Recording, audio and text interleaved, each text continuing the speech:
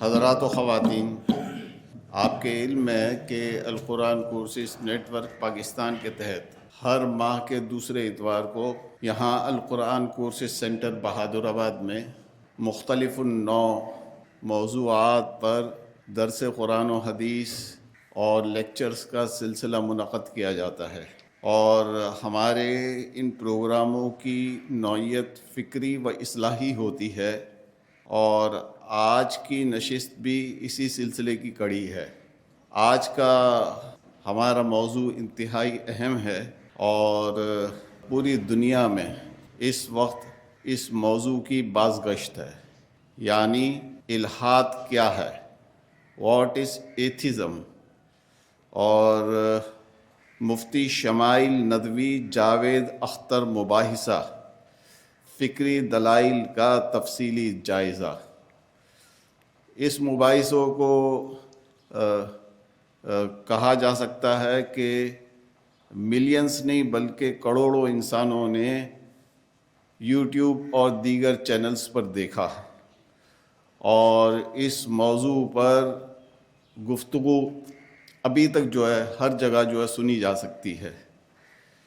ہم نے بھی ہمارے حضرات و خواتین کی سہولت کے لیے اس موضوع کا انتخاب کیا، تاکہ اور دلائل بھی اس حوالے سے کھل کر سامنے آ جائیں، اور ہم نے اس سلسلے میں جن شخصیت کا انتخاب کیا وہ ہیں جناب ہمارے جانے پہچانے اور الغزالی یونیورسٹی کے پرو چانسلر جناب ڈاکٹر ذیشان احمد صاحب۔ ڈاکٹر ذیشان احمد صاحب لمس میں اور دیگر اداروں میں اس ٹاپک کو پڑھاتے بھی رہے ہیں، اور ان کی دسترس اس موضوع پر نو ڈاؤٹ بہت عمدہ ہے۔ میں ڈاکٹر صاحب سے گزارش کروں گا کہ اپنے لیکچر کا آغاز کریں۔ بسم اللہ الرحمن الرحیم، الحمدللہ رب العالمین والصلاة والسلام علی رسول الکریم۔ جزاکم اللہ خیرا جو آپ لوگوں نے موقع دیا۔ بنیادی طور پر ہم یہ عام طور پہ کہتے ہیں کہ اسلام از دا فاسٹسٹ گوئنگ ریلیجن۔ اسلام جو ہے دنیا کا سب سے تیزی سے پھیلنے والا دین ہے، مذہب ہے، اور ہم ساتھ ساتھ یہ دیکھتے ہیں کہ دوسرے ادیان کو اسلام آہستہ آہستہ نمبرز میں، پرسنٹیج گروتھ میں آہستہ آہستہ ان پہ حاوی بھی ہو رہا ہے، اور دنیا میں چھا بھی رہا ہے، اور دنیا میں اس کی ترقی بھی ہو رہی ہے۔ لیکن ایک اور سٹیٹسٹک ہے جو کہ دکھایا جاتا ہے کہ الحاد اور زندقہ یعنی ایتھیزم، ایگنوسٹسزم، اس کی بھی بہت سپیڈ جو گروتھ کی سپیڈ ہے وہ بھی بہت تیز ہے، اور اس کی چند بنیادی وجوہات ہیں۔ جس طرح سے معاشرہ بتدریج مادی اشیاء کے پیچھے بھاگ رہا ہے، مٹیریلسٹ سے مٹیریلسٹک ہوتا چلا جا رہا ہے، اور دوسری اس میں آ رہی ہیں چیزیں، تو جو انسان کے اندر ہمیشہ سے ایک چیز رہی تھی، یہ قدرت کے قریب تھا، نیچر کے اندر تھا، وہ ساری چیزیں آہستہ آہستہ اس سے دور ہوتی چلی گئیں۔ اور قرآن جب بات بھی کرتا ہے کفار کی، دہریوں کی یا دوسروں کی، تو قرآن ایک سوال کرتا ہے کہ آپ ان سے پوچھیں کہ اس تمام کائنات کو کس نے پیدا کیا، زمین و آسمان کو کس نے پیدا کیا، اور پھر جواب دیا جاتا ہے کہ وہ کہیں گے اللہ۔ تو ٹریڈیشنلی یہی رہا، ہسٹوریکلی یہی رہا کہ لوگ یہی جواب دیتے رہے کہ ایک قادر مطلق ہے جس نے سب کچھ پیدا کیا، اور اس کی وجہ سے پھر آگے کی بات ہوتی تھی، پھر آگے کے مناظر ہوتے تھے۔ یہ پہلی دفعہ انسانیت کی ہسٹری میں ہوا ہے کہ خدا کی ایسی تکفیر جس میں اس کے وجود سے انکار کر دیا جائے۔ ایسا پہلے بھی ہوتا تھا، لیکن اس کا شیوع نہیں تھا، یہ اتنا پھیلا ہوا نہیں تھا، اتنا اسپریڈ آؤٹ نہیں تھا۔ تو لہٰذا یہ اس تناظر میں جو ہم نمبرز دیکھتے ہیں، اور جب ہم خاص طور پہ میں یونیورسٹیز میں پڑھاتا رہا ہوں، ان کے ساتھ منسلک رہا ہوں، اور جب ہم یہ دیکھتے ہیں کہ کتنے جب کوئی سرویز ہوتے ہیں اسکولز میں، یہ انگلش میڈیم اسکولز میں یا یونیورسٹیز میں، تو جو ویسٹرن سسٹم سے، ویسٹرن سوشل سائنسز سے متاثر جتنے اذہان ہیں، جتنی روحیں ہیں، وہ جب جواب دیتی ہیں تو ہمیں حیرت ہوتی ہے کہ اگرچہ وہ ایک ٹریڈیشنل اسلامک گھرانے میں پیدا ہوئے، لیکن بہت سے لوگ جو ہیں وہ ان کے پاس انف ریزن نہیں ہوتا کہ وہ خدا میں، جنت جہنم میں، آخرت میں، رسول پہ، فرشتوں پہ، کتابوں پہ ایمان لائے۔ سو یہ ایک ایسی چیز ہوئی، یہ اللہ کے فضل سے، کہ جب ڈبیٹ ہوئی تو اس کے اندر وہ بہت سارے جو ڈاؤٹس تھے، جو بہت سارے وسوسے تھے، جو بہت سارے توہمات تھے، خیالات تھے، اسکیپٹکس کے، ڈاؤٹرز کے، سینکس کے، یعنی ایسے لوگوں کے جو کہ دین کو اپنی بنیاد نہیں سمجھتے تھے, اس پہ ایمان لانے کے لیے ان کے پاس انف ریزن نہیں ہوتا تھا یا قوی دلائل نہیں ہوتے تھے, ان کے لیے ایک بہت ہی بڑا کام ہو گیا. اس میں بہت سارے لوگ انگیج ہو گئے اور ان کو یہ نظر آیا کہ ایک طرف جو بات کی جا رہی ہے, جو خدا کی ایگزسٹنس کی بات کی جا رہی ہے, وہ دلائل کی بنا پر کی جا رہی ہے, اور دوسری طرف سے ان دلائل کا جواب دینا تو درکنار, ان دلائل کی کو تسلیم ہی نہیں کیا جا رہا ہے, ان کو سمجھا ہی نہیں جا رہا.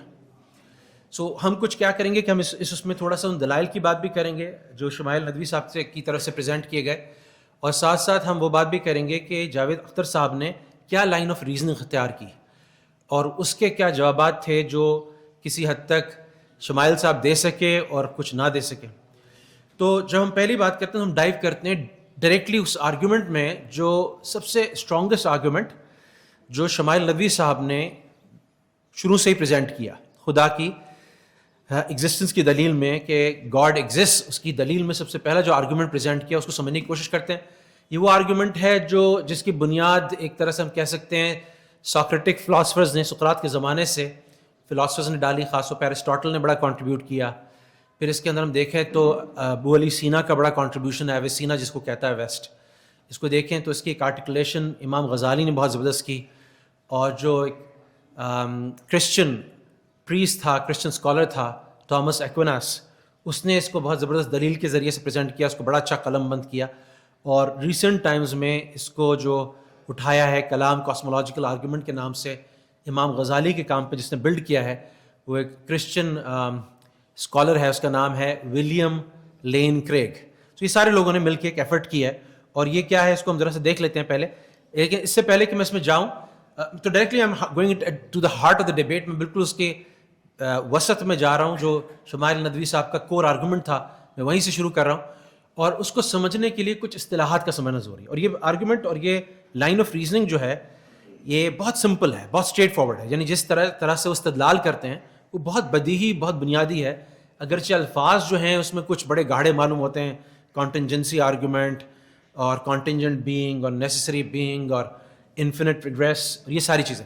لیکن جب ہم اس کو دیکھیں گے, تھوڑا سا ڈسمینٹل کریں گے, آپس میں ڈسکس کریں گے, تو اس کے پیچھے بہت ساری بہت بنیادی بہت اسٹریٹ فارورڈ تھنکنگ ہے. تو اس کو دیکھ لیتے ہیں ذرا سا کہ انہوں نے کیا ٹرمز استعمال کی اور ان ٹرمز کے مطلب کیا ہیں, ان کا اردو یا عربی میں اصطلاحی طور پہ ان کو کیسے ادا کیا جاتا ہے. تو سب سے پہلے انہوں نے ایک ٹرم استعمال کی شمائل ندوی صاحب نے, کانٹینجنٹ بینگ. اچھا, یہ علم الکلام میں ممکن الوجود کے نام سے جانا جاتا ہے. آسان زبان میں اس کا مطلب یہ ہے کہ ایسی چیز جو کہ ایگزسٹ کر سکتی تھی, یعنی موجود ہو سکتی تھی اور نہیں بھی موجود ہو سکتی تھی, اور ایسی چیز جس کا ہونا نہ ہونا چانس پہ تھا, یہ ہو بھی سکتی تھی نہیں بھی ہو سکتی تھی. دوسری اس کی تعریف یہ کی جاتی ہے کہ یہ کانٹینجنٹ کا مطلب ہے ڈیپینڈنٹ.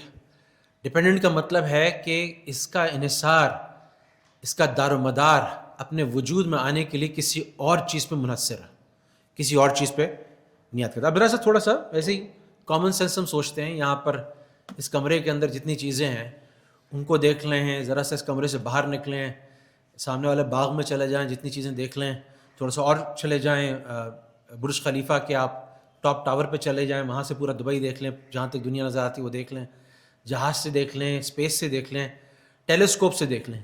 کوئی ایسی چیز ہے جس کے بارے میں آپ یہ کہہ سکیں کہ یہ ممکن الوجود نہیں ہے, یعنی یہ کانٹینجنٹ بینگ نہیں ہے, بلکہ یہ واجب الوجود ہے, نیسری بینگ, جس کا مطلب یہ ہے کہ آپ یہ کہہ رہے ہوں گے کہ اس کا وجود میں آنا ضروری تھا, اس کا وجود میں آنا کسی چیز کا محتاج نہیں تھا, اس کا وجود میں آنا اس کی ذات کے اندر خود موجود تھا. یعنی یہ ایک ایسی چیز تھی جو اپنی نیچر کے حساب سے, اپنی ذات کے اعتبار سے وجود اس کا ضروری تھا.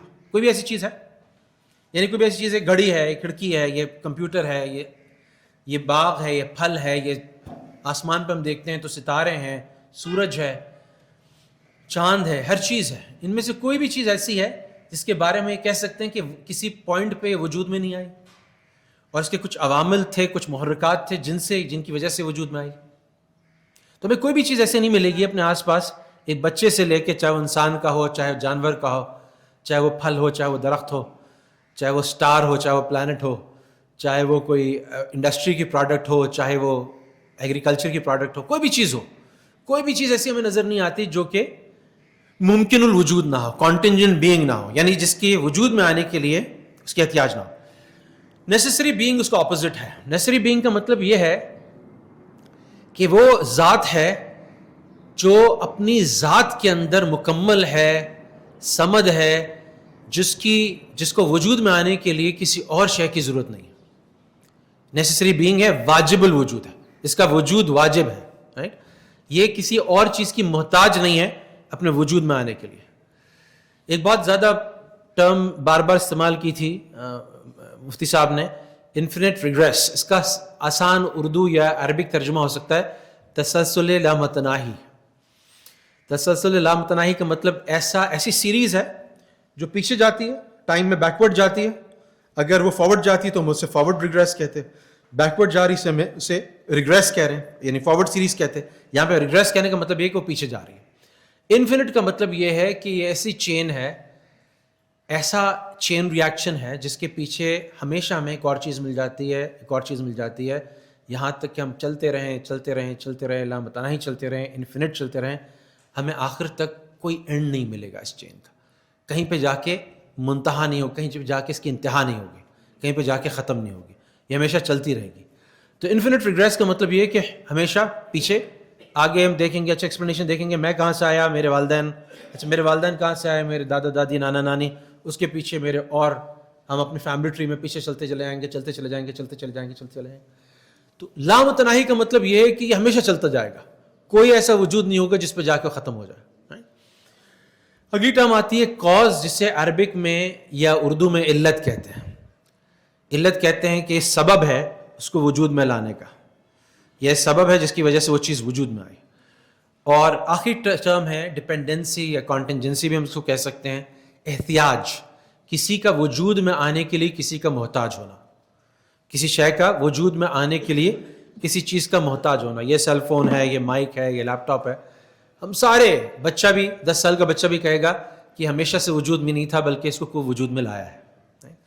اب یہ جب آرگومنٹس بلڈ کرتے ہیں, اور آخری ٹرم جو کہ بہت امپورٹنٹ ہے, نیسیسری بینگ سے متعلق ہے, وہ ہے قائم بالذات یا سیلف سبسسٹنگ, ایسی ہستی, ایسا وجود جو کسی پہ ڈپینڈنٹ نہیں ہے اپنے وجود میں آنے کے لیے, کسی پہ ڈپینڈنٹ نہیں ہے اپنی سسٹیننس کے لیے یا اپنے آگے بڑھنے کے لیے. تو یہ کچھ کانسیپٹس ہیں, اس کے ساتھ اب ہم اپنا کور آرگومنٹ بلڈ کرتے ہیں. وہ کور آرگومنٹ کیا ہے؟ پریمس 1, پہلا مقدمہ ہے کہ کانٹینجنٹ بینگ ایگزسٹ, ایسی چیزیں جو وجود میں آنے کے لیے دوسروں کی محتاج ہیں, جو ممکن الوجود ہیں, جو ہو بھی سکتی تھی نہیں بھی ہو سکتی تھی, وہ ایگزسٹ کرتی ہیں. چاروں طرف آگے اٹھا کے دیکھ لیں, کوئی ایک بھی چیز ایسی نظر نہیں آ رہی جو ممکن الوجود یا کانٹینجنٹ بینگ نہ ہو. کانٹینجنٹ بینگ تو ایگزسٹ کرتی. ساری ایسی چیزیں ہمیں نظر آتی ہیں جو ساری کی ساری اپنے وجود میں آنے کے لیے کسی اور چیز کی محتاج ہیں, جو ممکن الوجود ہیں. دوسرا پریمس, دوسرا مقدمہ, کانٹینجنٹ بینگز ریکوائر کازز. ہم نے تعریف ہی ایسے کی ہے, ہم ڈیفائن ہی ایسے کیا ہے کانٹینجنسی کو, کانٹینجنٹ بینگ کو, کہ ممکن الوجود اشیاء اپنے وجود میں آنے کے لیے in order to exist they depend on something else, کسی اور بینگ پہ ڈیپینڈ کرتی ہیں. جب یہ بات ثابت ہو جاتی ہے تو تیسرا پریمس آتا ہے, اور وہ یہ آتا ہے کہ an infinite regress of causes is impossible. اگر ہم ایک ڈگری, ایک درجہ پیچھے چلتے چلے جائیں کانٹینجنٹ بینگ کے, ایک درجہ پیچھے چلے جاتے ہیں ساری مخلوقات میں, جیسے میں نے اپنے والدین پہ گیا, دادا دادی نانا نانی پہ گیا, اور پیچھے چلتا گیا, ہر چیز کے پیچھے چلے جائیں, تو یہ چین چلتی چلی جائے, تو یہ انفینٹ ریگریس ہوگا. یہ ممکن نہیں ہے. یہ کیوں ممکن نہیں ہے؟ کیونکہ ہم نے تعریف کیسے کی ہے کانٹینجنٹ بینگ کی؟ کیسے تعریف کی؟ کہ وہ وجود میں آنے کے لیے کسی کے محتاج ہے. اور ہر دفعہ اگر ہمارا بلینز آف ایئرز پہلے اور بلینز آف اٹریشنز پہلے, بلینز آف باری پہلے پیچھے چلتے چلے جائیں, اور ہمیں ہر دفعہ کانٹینجنٹ بینگ ملتی رہے, اور ہمیشہ کانٹینجنٹ بینگ. اب کانٹینجنٹ بینگ کی تو تعریف ہم نے ایسے کی ہے کہ اس کا آخری بھی جو ہوگا, اس کا جو انتہا بھی ہوگا, جو اس کا آخری سرا بھی ہوگا, وہ بھی وجود میں آنے کے لیے کسی کا محتاج ہے. تو یہ ممکن نہیں ہے کہ اگر وہ پہلے ہی اس سلسلے کا پہلے ہی وجود میں نہ آئے تو وہ چین ہی کریٹ نہیں ہو سکتی، کیونکہ باقی سارے اس کی لائن میں جتنے آ رہے ہیں وہ اس کے وجود پہ منحصر ہیں، اس کے وجود پہ ڈپینڈنٹ ہیں اپنے وجود میں آنے کے لیے.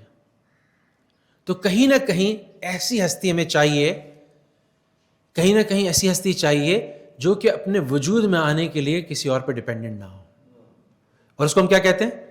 نیسیسری بینگ، اللہ.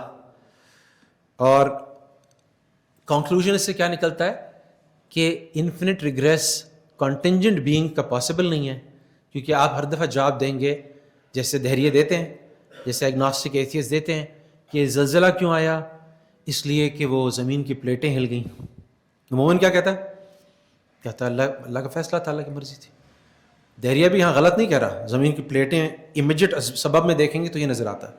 لیکن اس سے پوچھا جائے، ایک ٹیکنیک ہوتی ہے جو اپنی مینجمنٹ میں یوز کرتے ہیں کہ کب ڈیسیجن میکنگ کرو، پرابلم سالونگ کرو تو 5 وائز یوز کرو. فوراً پہلے وائی پہ اکتفا نہ کرو، اگلے وائی پہ جاؤ، اس سے اگلے وائی پہ جاؤ، اس سے اگلے وائی پہ جاؤ. تو جب ہم دہریے سے پوچھیں گے کہ اگلا وائی کیوں، اچھا یہ پلیٹیں کیوں ہلی، تو کہے گا یہ بہت عرصے پہلے کانٹیننٹل ڈرفٹس ہوئی تھی اور یہ آ کے ملی تھیں اور ایک سے ایک پلیٹیں رگڑ کھائی تھیں، اس سے پہاڑیاں بنی تھیں، اور پلیٹوں میں جب رکاوٹ پیدا ہوتی، کچھ آپس میں فاصلہ پیدا ہوتا ہے، یہ آپس میں ٹکراتی ہیں تو زلزلہ آتا ہے، یہ رگڑ کھاتی ہیں تو زلزلہ آتا ہے. اچھا یہ کانٹیننٹل ڈرفٹ کیسے ہوئی تھی، اس کے پیچھے کیا تھا، کہاں سے آئی ہے؟ تو آگے بولے گا کہ تو ملینز آف ایئرس کا ہوا تھا، ارتھ ڈیولپ ہوئی تھی، ارتھ ایسے بنی تھی، اس کے بعد کانٹیننٹس آئے تھے، پہلے پانی تھا ساری زمین پر، پھر یہ. تو اس کو کیا ہوگا کہ فرق صرف یہ ہے کہ وہ ایک کے بعد ایک امیجیٹ جواب دیتا جائے گا. ہم کہیں گے تمہارا جواب اگر ہم پوچھتے چلے جائیں کہ ارتھ کیسے بنی تھی، ارتھ کے پیچھے پھر آسمان کیسے بنا تھا، آسمان وہ ہم آگے چل کے ڈسکس کریں گے، تو ایونچولی تم الٹیمیٹ ریزن، آخری ریزن ہمیں جب تک نہیں دے سکتے جب تک تم ایک نیسیسری بینگ کا وجود ایکسیپٹ نہ کرو، نیسیسری بینگ کا وجود ایکسیپٹ نہ کرو. اچھا اب یہ تھا وہ آرگیومنٹ جس کو نہ صرف جاوید صاحب نے یہ کہہ کے رد کر دیا کہ میری انگریزی تھوڑی کمزور ہے، یہ مشکل سے الفاظ ہیں جو آپ کہہ رہے ہیں یہ آپ سمجھائیں، اور 2 سے 3 دفعہ مفتی شمائل ندوی نے اس کو سمجھانے کی کوشش کی، لیکن وہ ڈیبیٹ میں ٹائم بھی کم ہوتا ہے اور شاید وہ ایک ذہن سے آئے تھے تو وہ سمجھنا بھی نہیں چاہتے تھے، یا ان کے اس وقت ہوتا ہے نا کہ وہ انسان کچھ چیزوں پہ اتنا پختہ ہو جاتا ہے کہ وہ اوپن مائنڈیڈ نہیں رہتا، تو اس کو انہوں نے انٹرٹین ہی نہیں کیا. تو یہ وہ پرائم چیز تھی، اس کو ہم واپس آئیں گے، لیکن کچھ ہم تھوڑا سا دیکھتے ہیں کہ جاوید صاحب کے پرائمری ایک ایک کر کے پوائنٹس کیا تھے. تو پہلا انہوں نے کہا کہ یہ ساری ڈیبیٹ جو ہے وائی گاڈ ایگزسٹ، اس ڈیبیٹ کے اندر پہلی چیز یہ ہے کہ جب آپ ایک دعویٰ کر رہے ہیں کہ سورج کے گرد ایک کیتلی ہے، کیٹل ہے، وہ راؤنڈ راؤنڈ جاتی ہے، اب آپ ایک دعویٰ کر رہے ہیں اور اس دعوے کو میں نے تو دعویٰ نہیں کیا، تو آپ پہ ہے برڈن آف پروف، آپ اس کا پروف دیں. تو ایک تو بات یاد رکھیے گا کہ یہ جو بڑے بڑے ہمارے اس وقت کے عہد کے جو بڑے بڑے اس وقت لیڈنگ ایتھیسٹ ہیں جنہوں نے پاپولرائز کیا ہے ایتھیزم کو، کرسٹوفر ہچنز ہے، رچرڈ ڈاکنز ہے، بینٹ ہے، اور سا کے لوگ ہیں، سیم ہیرس ہے. تو یہ سارے لوگ جو ہیں وہ یاد رکھیے گا کہ جو شروع میں ایک چیز اسٹیبلش کی تھی بڑی زبردست طریقے سے، یہ پہلی کانورسیشن شمائل ندوی نے بڑا اچھا کام کیا کہ جو ڈیبیٹ کی ایپسٹیمک فاؤنڈیشن اس کو اسٹیبلش کر لیا. ابھی اگر ہم مشکل الفاظ بولو ہم اس کو آسان بتاتا ہوں. کس چیز کو ہم آپس میں نالج مانیں گے، کیا معیار ہوگا جس پہ حق کا فیصلہ ہوگا، اس کو ہم ابھی سے طے کر لیتے ہیں. تو انہوں نے کہا ہمارے پاس 3 آپشنس ہیں. ایک آپشن یہ ہے کہ ہم ریویلیشن کو لیں، وہی کو لیں. آپ چونکہ ایتھیسٹک ایگنوسٹک سائڈ سے آ رہے ہیں تو آپ تو ریویلیشن کو مانیں گے نہیں، آسمانی کتابوں کو مانیں گے نہیں، نبیوں کو مانیں گے نہیں، کیونکہ اگر آپ ان کو مان لیتے تو ڈیبیٹ ہی ختم ہو جاتی ہے. تو میں بھی اس ڈیبیٹ میں ریویلیشن کو بیچ میں نہیں لے کر آؤں گا. یہ ایسی ڈیبیٹ کریں گے ہم ریویلیشن کے بعد. اچھا میں آج کے اس میں تھوڑا بہت ریویلیشن کو بیچ میں لاؤں گا، لیکن چونکہ وہ ڈیبیٹ جس کی ہم بات کر رہے ہیں اس میں ریویلیشن یعنی وحی، قرآن، حدیث، بائبل، تورات، انجیل نہیں آئی، تو اس لیے ہم بھی اس کو ایک لمیٹڈ لائیں گے آج ڈیبیٹ اس میں کانورسیشن میں. دوسری چیز کیا ہو سکتی ہے کہ ہم سائنس کو بنیاد بنائیں. تو انہوں نے کہا کہ سائنس جو ہے، جتنے سائنٹسٹ ہیں، جتنے سین سائنٹسٹ ہیں، ایک سائنس ہے اور ایک سائنٹزم ہے. تو اس میں مولانا نے دونوں میں بڑی اچھی تفریق کی، بہت اچھا ڈسٹنکشن کی. انہوں نے کہا کہ دیکھیں ہم سائنس کو مانتے ہیں لیکن سائنٹزم کو نہیں مانتے. سائنس اور سائنٹزم کا کیا فرق ہے؟ سائنس جو ہے وہ کہتی ہے کہ جو مشاہدے میں بات آئے گی, جو آبزرویشن میں بات آئے گی, جو امپیرکس سے ثابت ہوگی, امپیرکس کا مطلب آبزرویشن اور تجربے ہیں, جو ان چیزوں سے ثابت ہوگی ہم اس کو مانیں گے, جو ان چیزوں سے ثابت نہیں ہوگی ہم ان کو نہیں مانیں گے. جو ٹیسٹیبل ہائپوتھیسس ہوگا, ہم نے ساروں نے کہیں اسکول کالج یونیورسٹیز میں ہائپوتھیسس ٹیسٹنگ پڑھی ہے, وہ اسٹیٹسٹیکل پروسیس ہے. ہم سیمپل کلیکٹ کرتے ہیں, آبزرویشن کرتے ہیں, ریکارڈ کرتے ہیں, پھر سیمپل رن کرتے ہیں, اس کے بیسس پہ ہم ایک اس ہائپوتھیسس کو, نل ہائپوتھیسس کو ریجیکٹ کرتے ہیں کسی ایک الفا ویلیو پہ, اور ہم کہتے ہیں اچھا یہ ہم نے کسی حد تک ایک ثبوت دیا کہ یہ چیز موجود ہے, یا ہم نل وی فیل ٹو ریجیکٹ نل. وہاں بھی بڑی ہیوملٹی ہوتی ہے, سائنس میں بڑی ہیوملٹی ہوتی ہے, we fail to reject the null hypothesis, right. تو ہم ایک بات کرتے ہیں کہ اچھا یہ اس طرح سے, اور زیادہ تر انفرنس کے درجے میں چیزیں ہوتی ہیں. اور اس کی بہت بڑا ثبوت یہ ہے کہ سائنس ہمیشہ اپنے پچھلے مفروضوں کو, اپنے پچھلے ہائپوتھیسز کو ریجیکٹ کر کے آگے بڑھتی ہے. مثال کے طور پہ ایک بڑا فیمس مکالمہ ہے کہ سائنس نیوٹن اور آئنسٹائن کو سب سے بڑے سائنٹیفک دماغ تصور کرتی ہے. یہ وہ لوگ ہیں جنہوں نے آج کل کی سائنس کی بنیادیں رکھی, ان کو فادر کہا جاتا ہے فزکس کا, دوسری چیزوں کا. لیکن آئنسٹائن جیسا برین بھی, جس کا کہتے ہیں کہ برین بھی میوزیم میں رکھا گیا اور اس جیسا جینیس کوئی پیدا نہیں ہوا سائنس کی دنیا میں, اس نے جنرل ریلیٹیوٹی, اسپیسیفک ریلیٹیوٹی بنانے کے بعد, اپنا نوبیل پرائز ساری اپنا لوہا بنوانے کے بعد, جس زمانے میں کوانٹم فزکس اور کوانٹم میکینکس کا دور آیا, تو وہ آئنسٹائن کے لیے, البرٹ آئنسٹائن کے لیے بڑی حیران کن چیز تھی. وہ البرٹ آئنسٹائن کے لیے بڑی حیران کن چیز اس لیے تھی کہ وہ جو اس کے مفروضے تھے جو نارمل ورلڈ میں کام کرتا ہے, جب ہم سب اٹامک پارٹیکل پہ جاتے ہیں, جب الیکٹران کے لیول پہ جاتے ہیں, سب اٹامک پارٹیکل کے لیول پہ جاتے ہیں, تو وہ سائنس جو آئنسٹائن کی سائنس تھی وہ فیل ہو جاتی ہے وہاں پہ. تو اس وقت کا چیمپئن بہت سارے دوسرے لوگ تھے, ان میں سے ایک نیل بور تھا جو ہم نے پڑھا بھی ہے کیمسٹری کتابوں میں, اس کا نام بھی, اور وہ آئنسٹائن کا دوست تھا. تو جب نیل بور نے اس سے بحث کی اور کہا کہ جس طرح کے فکس لاس کی تم بات کرتے ہو, جس طرح کے ڈٹرمنسٹک میتھمیٹیکل ایکویشن کی بات کرتے ہو, ڈٹرمنسٹک کا مطلب یہ ہوتا ہے کہ ایکویشن پکا جواب دے گی, میجرمنٹ ہوگی, اس میں کوئی چانس کا یا پرابیبلٹی کا یا اتفاق کا ایلیمنٹ نہیں ہوگا, یعنی امکانات نہیں ہوتے وہاں پہ. لیکن جب ہم کوانٹم لیول پہ چلے جاتے ہیں تو امکانات کی دنیا شروع ہو جاتی ہے. تو بڑا مشہور جملہ ہے کہ آئنسٹائن نے نیل بور کو کہا کہ you mean to tell me, جب اس نے بولا کوانٹم میکینکس اس طرح سے کام کرتی ہے, وہ الیکٹران ایک وقت میں کئی جگہ پر ہو سکتا ہے اور یہ پروبیبلسٹک یعنی امکانی ماڈل ہے, تو آگے سے آئنسٹائن نے بولا you mean to tell me that God plays dice, کیا تم یہ مجھے بتانا چاہتے ہو کہ خدا جو ہے وہ ڈائس سمجھتے ہیں جو ہم لوڈو میں چھکے ڈالتے ہیں, وہ چھکوں سے کھیلتا ہے کہ کوئی بھی نمبر آ جائے, خدا سے. تو جب آئنسٹائن نے کہا you mean to tell me that God plays dice, تو آگے سے نیل بور نے جواب دیا Einstein don't tell God what to do, خدا کو مت بتاؤ اس کو کیا کرنا ہے, وہ جو چاہے کرے گا. تو بڑا اچھا جواب. یہاں سے کیا پتہ چل رہا ہے, میں کیا پوائنٹ ثابت کرنے کی کوشش کر رہا ہوں کہ ایک بریلینٹ مائنڈ ہے سائنس کا, ایک نئی ایمرجنگ فیلڈ کے اندر, کوانٹم فزکس کے اندر, اس کا دماغ فیل ہو گیا. تو سائنس بھی ترقی کرتی ہے, سائنس بھی آگے بڑھتی ہے. لیکن سائنٹزم کیا چیز ہے؟ سائنٹزم یہ چیز ہے کہ سائنس واحد ایپسٹیمک فاؤنڈیشن ہے, سائنس واحد ذریعہ ہے جس کے ذریعے سے ہم کوئی چیز معلوم کر سکتے ہیں. سائنس واحد علم ہے, واحد نالج ہے جس کے ذریعے, یہ سائنٹزم ہے. یہ ظاہر ہے یہ عصبیت ہے کچھ سائنٹسٹ کی. تو جب اگر ہم سائنس پہ بات کریں گے تو سارے سائنٹسٹ اس بات پہ اگری کرتے ہیں. کسی کو آپ سن لیں, کسی بھی معقول سائنٹسٹ کو, وہ کہتے ہیں سائنس جو ہے وہ نہ گاڈ کی ایگزسٹنس کو پروف کر سکتی ہے نہ ڈسپروف کر سکتی ہے. اور وہی کا نیچر بھی ہے کہ وہی کہتی ہے کہ بھائی اگر اللہ تعالیٰ اپنی اگر سامنے آ جاتا تو یعنی زندگی میں امتحان, تو نہ ابو جہل ہوتا, نہ ابو لہب ہوتا, نہ فرعون ہوتا, نہ نمرود ہوتا. اور جس دن اللہ سامنے آئے گا اپنے فرشتوں کے ساتھ, صفوں کی صفیں ساتھ ہوں گی, جنت جہنم آ جائے گی, تو اس دن کوئی کافر نہیں ہوگا, کوئی نمرود نہیں ہوگا, کوئی فرعون نہیں ہوگا. لیکن یہ دنیا جو امتحان کے لیے بنی ہے, اس کے اندر اس کا مقصد یہ ہے, اس کا ڈیزائن اس لیے کیا گیا تاکہ اللہ سبحانہ تعالیٰ جو ایمان کی نظر سے, جو حق کی نظر سے دیکھنا چاہے گا, ڈھونڈنا چاہے گا, اس کو اللہ ملے گا, باقی جو ہے اس سے محروم رہیں گے. اب یہ دو سورسز آ گئے, دو بنیادیں ہو سکتی تھی. ایک ہو سکتی ریولیشن, اس کو کہا یہ تو آپ مانیں گے نہیں, اس کو ہم معیار نہیں بناتے. دوسری ہو گئی سائنس, سائنس خود کہہ دیتی ہے, ڈسکلیم کر دیتی ہے کہ میں تو نہ پروف کر سکتی ہوں نہ ڈسپروف کر سکتی ہوں. سائنٹزم کی ہم بات نہیں کہ سائنٹزم تو ایک ایک فیلسی ہے. اور تیسری چیز کیا ہے؟ تیسری چیز ہے لاجک، ریزننگ، عقل، استدلال. اس پہ ہم بات کریں گے. اور ساتھ ساتھ انہوں نے شروع میں ہی وارن کر دیا اور پریڈکٹ بھی کر دیا کہ آگے چل کے جاوید اختر صاحب ایموشنز کو یوز کریں گے، جذبات کو یوز کریں گے، اور جہاں لاجیکل جواب ان سے نہیں بن پڑے گا وہ اس کو ڈائیورٹ کرنے کی کوشش کریں گے جذبات کی طرف. اور آگے ہوا بھی یہی، جیسے ہم نے دیکھا اور دیکھتے ہیں کہ ان سوالوں میں ہوا بھی یہی. تو اب جب یہ بات اسٹیبلش ہو گئی تو پہلی بات جو ہے وہ آئی کہ برڈن آف پروف، دعویٰ آپ کر رہے ہیں، ثبوت بھی آپ ہی دیں. میں کیوں ثابت کروں خدا نہیں ہے؟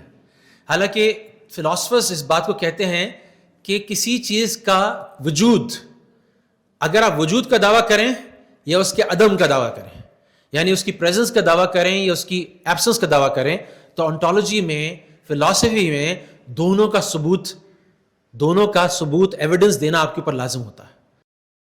پہ کہہ رہے ہیں خدا نہیں ہے تو اس کا ثبوت بھی آپ پہ لازم ہے. اب اس کا تو انہوں نے بالکل انکار کر دیا، وہ تو سوال ہی پیدا نہیں ہوتا کہ کوئی دے سکے. سائنس سے تو ثابت ہی نہیں ہو سکتا خدا نہیں ہے. ہاں انہوں نے آگے چل کے جو باتیں کی ہم اس کی دلیل کو دیکھتے ہیں تھوڑی دیر میں آگے چل کے. لیکن جب انہوں نے ثبوت پہ یہ ڈالا کہ آپ ثابت کریں، چونکہ آپ دعویٰ کر رہے ہیں، تو ہم نے پچھلے سلائیڈ میں پورا ثبوت دیکھا انفینٹ ریگریس کا، اور اس کے آگے کچھ ورژنز ہم آگے بھی چل کے دیکھیں گے جو اس ڈیبیٹ پہ پریزنٹ نہیں ہوئے کہ اس میں ٹائم کم تھا، لیکن اسی سے نکل کے آتے ہیں جو ہم نے اس سلائیڈ پر ڈسکس کی. تو پہلی بات میں تو شمائل ندوی کی ساری بات ہی اس چیز کے گرد، اس پوائنٹ کے گرد گزرتی تھی کہ دیکھیں انفینٹ ریگریس پاسبل نہیں ہے. کانٹینجنٹ بینگ کی ایک لامتناہی چین کو پیچھے جاتے ہوئے ہم کبھی بھی ثابت نہیں کر سکتے. یہ عقل کے، دلیل کے، وجدان کے، انٹویشن کے خلاف ہے. تو یہ ثبوت انہوں نے دیا. دوسری جو بہت زیادہ ڈیبیٹ میں بار بار جو ہتھ کنڈا یا ہتھیار یا اسٹریٹجم جو جاوید اختر صاحب نے یوز کیا وہ تھا، اس کو کہتے ہیں پرابلم آف ایول. اگر خدا اتنا مہربان اور طاقتور ہے، ہم اپنی اومنی پوٹنٹ گاڈ کی بات کر رہے ہیں، ہم رحمان رحیم گاڈ کی بات کر رہے ہیں، تو دنیا میں یہ اندھیرا کیوں ہے؟ دنیا میں یہ ظلم کیوں ہے؟ دنیا میں یہ تکلیف کیوں ہے؟ دنیا میں یہ ناانصافی کیوں ہے؟ اور یہ ایک ایسا سوال ہے جو کہ اکثر مسلمان کے دل میں بھی وسوسے کے طور پہ آتا. ہر مسلمان سوچتا ہے کہ اللہ، ہم شروع ہی کرتے ہیں قرآن سے، جب پڑھتے ہیں بسم اللہ الرحمن الرحیم، الحمدللہ رب العالمین الرحمن الرحیم ارحم الراحمین خیر الراحمین. تو اس کا ایک جواب جو ہے وہ شمائل ندوی نے دیا، اور وہ جواب یہ تھا کہ جہاں پر یہ صفت اللہ کی بتائی گئی کہ وہ قادر مطلق ہے، اومنی پوٹنٹ ہے، اور رحمان رحیم ہے، مرسیفل ہے، وہاں پہ اللہ کی ایک صفت یہ بھی بتائی گئی کہ وہ وائز ہے، آل نالجبل ہے، حکیم ہے، علیم ہے. اور تم یہ سمجھتے ہو کہ اللہ کا علم اور تمہارا علم برابر ہے، تو تم اپنے دنیا کے اپنے بہت لمیٹڈ معیار سے اللہ کو جج کر رہے ہو، اللہ کے ڈسٹینس کو جج کر رہے ہو، اللہ کے ڈیزائن کو جج کر رہے ہو. نمبر 1. نمبر 2، ہاں ایک جگہ ہے جہاں نہ تکلیف ہے، نہ ناانصافی ہے، نہ بیماری ہے، نہ موت ہے، نہ ظلم ہے، نہ اندھیرا ہے، اس کا نام جنت ہے.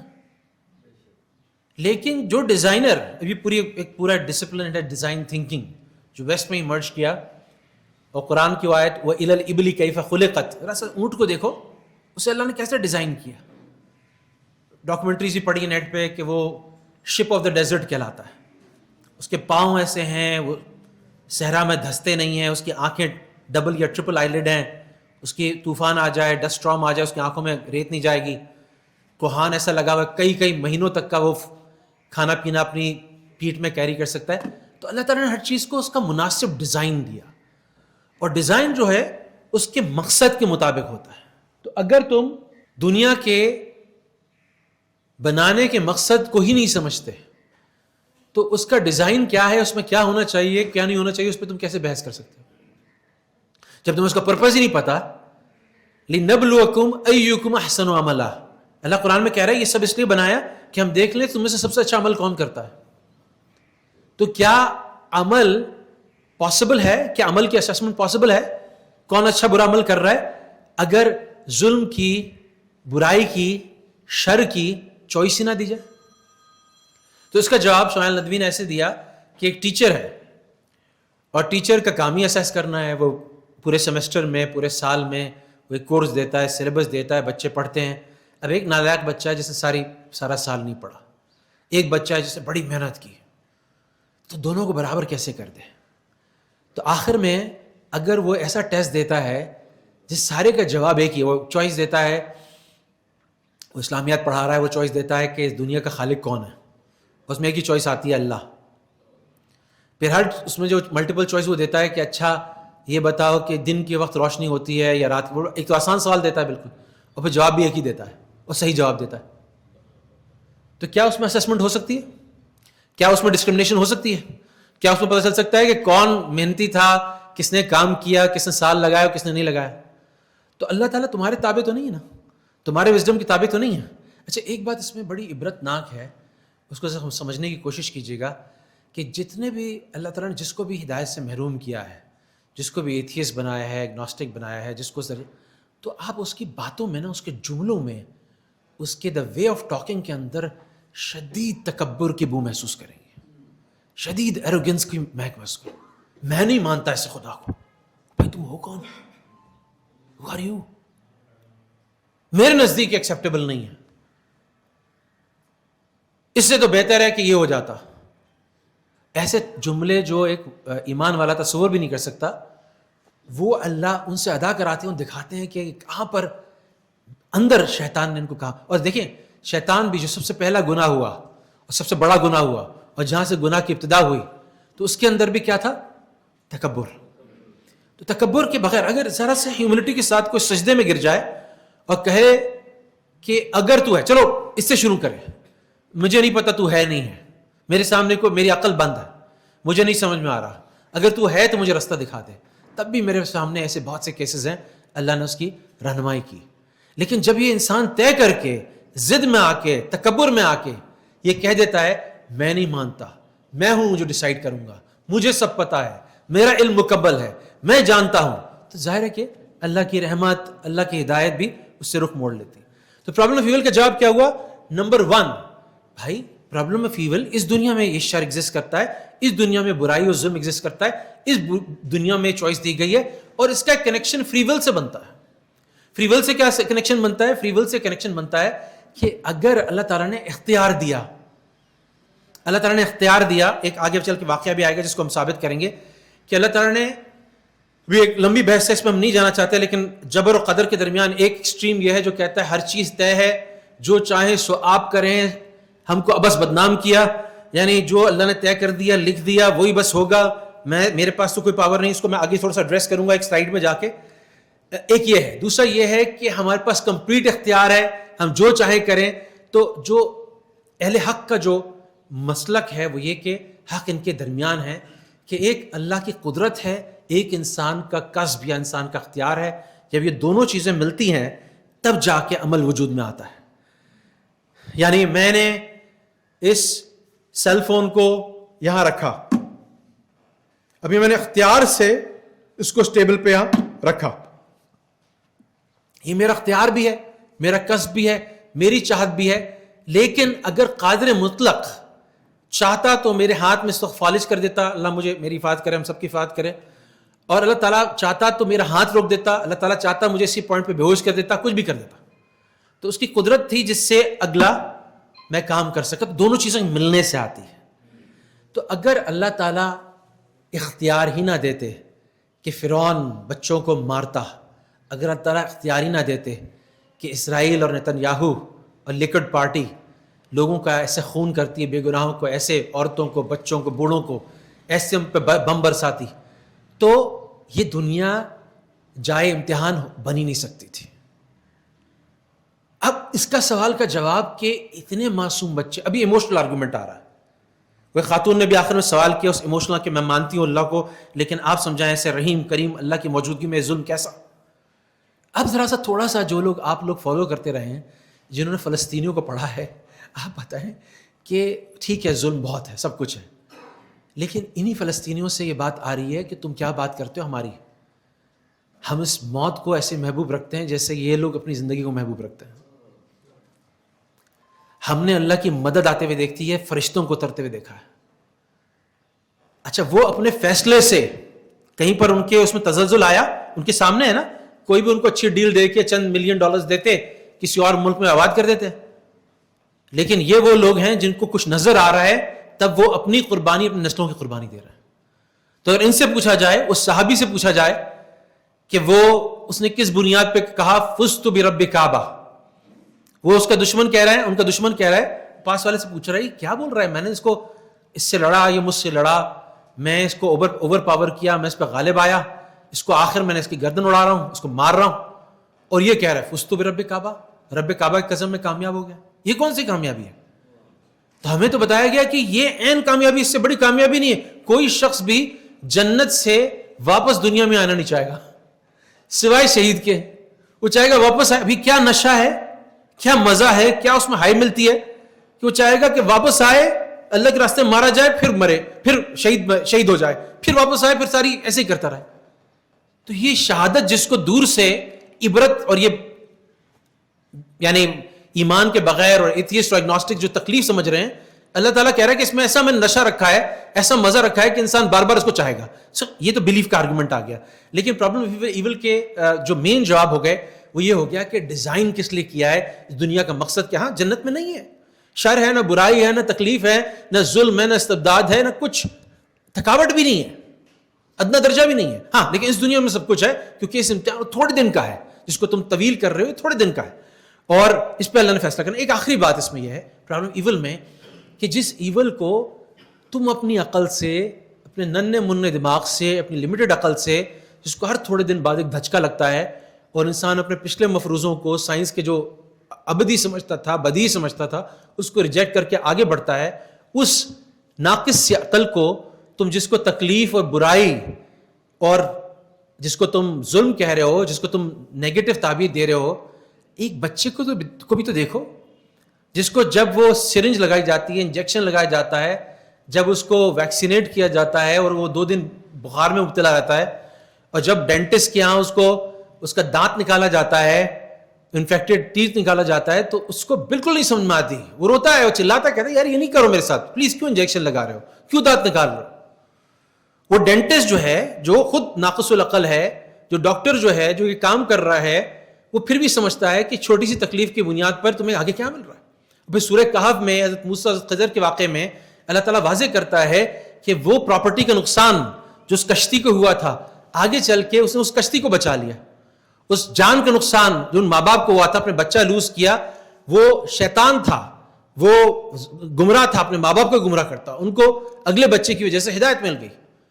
تو یہ اللہ تعالیٰ نے ہمیں سمجھانے کے لیے کہا کہ تکوینی علوم کو حضرت موسیٰ علیہ السلام جیسا جینیس, حضرت موسیٰ علیہ السلام جیسا عالم, جس سے بڑا عالم ہونا ممکن نہیں ہے, وہ جو ہے اس کو واقعات کی, تکوینی واقعات کی اس طرح سے سمجھ نہیں لگ رہی. تو تم اس کو اللہ پہ بھروسہ کرو, اور اس کو اللہ سے. حضرت عمر رضی اللہ عنہ کے پاس ایک شخص آیا اور اس نے اپنی بدقسمتی کی, اپنے مصائب کی, اپنی تکالیف کی شکوہ کیا. تو اس نے کہا یہ یاد رکھنا کہ جو تم سے چھوٹ گیا, یا تو جو جس مصیبت نے تم کو آ کے گھیر لیا, تمہیں نہیں پتا اس کا آگے چل کے تمہیں کتنا بڑا, اس نے تمہیں نجات دی, اس نے تمہیں ہلاکت سے بچا دیا. تو اسلام میں تو ایک کانسیپٹ ہے کہ وَإِن تَكْرَهُوا شَيْءً فَهُوَ خَيْرٌ لَكُمْ, ایک ایسی چیز ہے جو تم کو ناپسند ہے, وہ تمہارے لیے وہ خیر کا سبب ہے. تو یہ کسی حد تک اسلامک اینگل سے کچھ جواب شمائل ندوی صاحب نے دیے, کچھ میں نے اس میں ایڈیشن کیا. پھر ایک آخری جملہ, جو ایک آخری چیز, جو یہ میں نے وہ دم والی باتیں کی, باقی بہت سارے اعتراضات ان کے تھے جو قابل توجہ نہیں ہیں. آخر یہ تھا مورل اٹانومی. یہ بڑا ایک عجیب ڈبیٹ ہے, بڑی انٹرسٹنگ چیز ہے کہ یہ ایتھیسٹ ایگنوسٹک یہ کہتے ہیں کہ ہم ایتھکس کو, اچھا یا برا, گڈ اور بیڈ کو ڈکلیئر کرنے کے لیے خدا کے محتاج نہیں, ہم خود بتا سکتے ہیں. ہم خود بتا سکتے ہیں کہ اچھا یا برا کیا ہے. اب اس میں بہت ساری چیزیں آتی ہیں جو آگے چل کے ہم بات کر سکتے ہیں.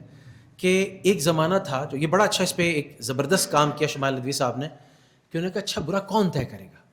تو فوراً وہ اس طرف لے گئے کہ اچھا اگر جینوسائیڈ وہ جائز تھا اسرائیل میں, اسرائیل والے تو زیادہ تر لوگ اگر سروے کریں گے آپ اسرائیل کا, تو فلسطینیوں کے بچوں کو مارنا اور وہاں کی عورتوں کو مارنا, وہاں کے بوڑھوں کو مارنا, اگر آپ اسرائیل کا سروے کریں گے تو وہاں میجورٹی یہ کہے گی ٹھیک ہے. یا اگر نازی جرمنی میں یا فرعون کے ایجپٹ میں اگر آپ سروے کرتے قبطیوں کا یا نارجیز کا تو وہ کہتے ہیں جو ظلم ہو رہا ہے جینوسائڈ جو ہو رہا ہے بالکل ٹھیک ہے. تو اگر خدا نہیں طے کرے گا تو کون طے کرے گا اچھائی برائی کیا؟ تو پہلے جاوید صاحب نے کیا جواب دیا کہ سوسائٹی طے کرے گی. تو فوراً وہ اس طرف لے گئے, نازی جرمنی پہ لے گئے. تو نے کہا نہیں, اس وقت کے جتنے لوگ دنیا میں موجود تھے دنیا کے لوگ طے کریں گے. تو اس کا بڑا الزامی ریبٹل بہت ہی عمدہ طریقے سے شمائل ندوی صاحب نے دیا کہ اچھا پوری دنیا کے لوگوں میں تو زیادہ تر تھیسٹ ہیں. آج کا بھی سروے جو ہے ایتھیسٹ ابھی تک مائنورٹی ہیں, چاہے وہ ہندو خدا پہ یقین رکھتے ہوں یا بدھسٹ خدا پہ یقین رکھتے ہوں یا وہ کرسچن خدا پہ یقین رکھتے ہوں یا وہ جوئش خدا پہ یقین رکھتے ہوں یا مسلم خدا پہ, سارے خدا کے ماننے والے تو آج بھی میجورٹی میں. تو اگر آپ اس بات کو کہتے ہیں کہ دنیا کی میجورٹی طے کرے گی تو آپ خدا کو مانیں, اس وقت مانیں. تو یہ بڑا اچھا ریبٹل دیا. لیکن یاد رکھیے گا کہ اس کا بڑا اچھا آرٹیکل ہے 1979 میں ڈیوک لا جرنل میں پبلش ہوا تھا. آرتھر لیف, بڑا یہ لیگل فلاسفر تھا, آرتھر لیف اس کا نام تھا. اور یہ خود کوئی مسلمان بھی نہیں, کرسچن بھی نہیں تھا, یہ خود جو تھا اگنوسٹک تھا, یعنی پتہ نہیں ہے نہیں. اس کا آرٹیکل کا نام تھا انسپیکیبل ایتھکس ان نیچرل لا.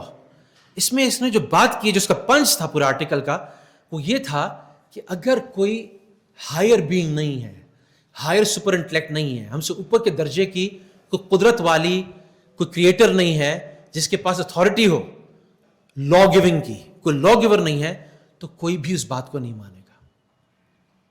جب تک ایک لا گیور نہیں ہوگا جس کے پاس یہ اختیار نہیں ہے, جس کے پاس یہ حق نہیں ہے کہ وہ آگے ہمیں بتائے کہ جب بھی کوئی بات کہے گا, کوئی کہے گا ایسا کرو ایسا نہ کرو, سود حرام ہے, زنا غلط ہے, شراب صحیح نہیں, تو آگے سے لوگ پوچھیں گے سیز ہو, کہاں سے آ رہے ہو, سیز ہو. جب سیز ہو کا سوال پوچھا جائے گا تو آپ انسان پہ نہیں رکھ سکتے, کیونکہ وہ کہ ارے وہ تو انسان ہے ہماری طرح کا, ہماری تھیوری ہے. اچھا یہ کارل مارکس نے کہا, اچھا یہ ایمانوئل کانٹ نے کہا, اچھا یہ فوکو نے کہا, ارے یہ تو ہماری طرح کے انسان ہے, میرے ذہن میں یہ بات آتی ہے تو میں اس کو کیوں مانوں. آج کل تو لوگ علماء کے بارے میں کہہ رہے ہیں نا, اچھا امام حنیفہ نے کہا, کیا ہوا, میرے ذہن میں تو یہ بات آتی ہے. جب تک کہ وہ آپ سے اوپر نہ ہو, آپ کا کریٹر نہ ہو, وہ سپر انٹلیکٹ نہ ہو, آپ اس کا لا ایکسیپٹ نہیں کریں. اگر آپ اس کو نہیں مانیں گے تو پھر کیا ہوگا, پھر جو لا ہوگا وہ سب سے طاقتور کا لا ہوگا, جس کی لاٹھی اس کی بھینس. آج کل کیا ہو رہا ہے دنیا میں, وینزویلا کا صدر کو پکڑ کے اس کو نکال کے وہاں سے اغوا کر کے کھلے عام, آج تک نہیں ہوا ایسا, مطلب سیکنڈ ورلڈ وار کے بعد آج تک ابھی تک نہیں ہوا. ہاں وہ کہتے تھے ویپنز آف میس ڈسٹرکشن ہے, ڈرگز کا پورا امریکہ کا نیٹ ورک ہے, کچھ تو کہتے تھے. اب وہ کھلا کیا کہہ رہے ہیں, یہ ٹھیک ہے کسی بھی کنٹری کے جا کے اگر امریکہ کو ضرورت ہے اور آئل ریزروز امریکہ کام آ سکتے ہیں, اور گرین لینڈ جو ہے امریکہ کو رشیا سے اور چائنا سے پروٹیکشن دیتا ہے, تو بس ہمارا گرین لینڈ پہ قبضہ کرنا جسٹیفائڈ ہے. اس کو کون مانے گا. تو آرتھر لیف کا جو آرتھر لیف بتا رہا ہے وہ آج کل خبروں میں ہو رہا ہے, آج کل اس کو ٹرمپ کر کے دکھا رہا ہے کہ پھر کسی, جب خدا کا قانون نہیں مانا جائے گا تو سب سے طاقتور کا قانون چلے گا, چاہے اس میں کتنا بھی ظلم کیوں نہ ہو. سو مورل اتھارٹی, مورل اٹانومی کا جواب یہ بنتا ہے کہ ہمیں دیکھنا پڑے گا کون ہے.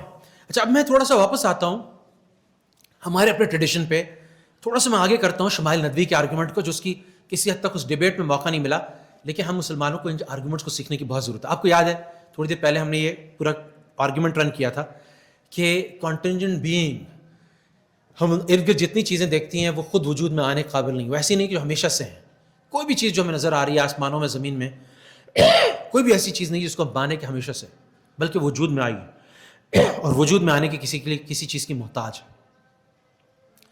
اور ایسی چیزوں کا انفینٹ ریگریس پاسبل نہیں ہے. اگر پیچھے چلتے چلے جائیں تو ہم نے تعریف ہی ایسی کی ہے کہ وجود میں آنے کے لیے کسی کی چیز کی محتاج ہے, تو آگے چل کے کوئی نہ کوئی ایسی ہستی کو ہمیں ماننا ہی پڑے گا جو وجود میں آنے کے لیے کسی کی محتاج نہیں ہے, بلکہ وہ نیسیسری بینگ ہے, قائم بالذات ہے. تب تک یہ نہیں ہوگا. اب امام غزالی نے اس آرگومنٹ کو آگے کیا. وہ آرگومنٹ کیا تھا, امام غزالی کا کلام کاسمولوجیکل آرگومنٹ آتا ہے. وہ یہ کہتے ہیں, پہلا مقدمہ ہے whatever begins to exist has a cause. ہم مانتے ہیں ہر چیز وجود میں آئی ہے, ہر چیز جو وجود میں آئی ہے اس کی کوئی نہ کوئی علت ہے, کوئی نہ کوئی سبب ہے. عربی میں اس کو کہتے ہیں ہر چیز محدث ہے. محدث کا مطلب وجود میں آئی ہے, کوئی چیز قدیم نہیں ہے, ہمیشہ سے ہمیشہ کے لیے نہیں ہے, بلکہ محدث ہے جتنی چیز ہم دیکھتے ہیں. دوسرا مقدمہ یہ ہے کہ کائنات جو ہے وہ ہمیشہ سے نہیں تھی بلکہ وہ وجود میں آئی ہے, وہ بھی محدث ہے.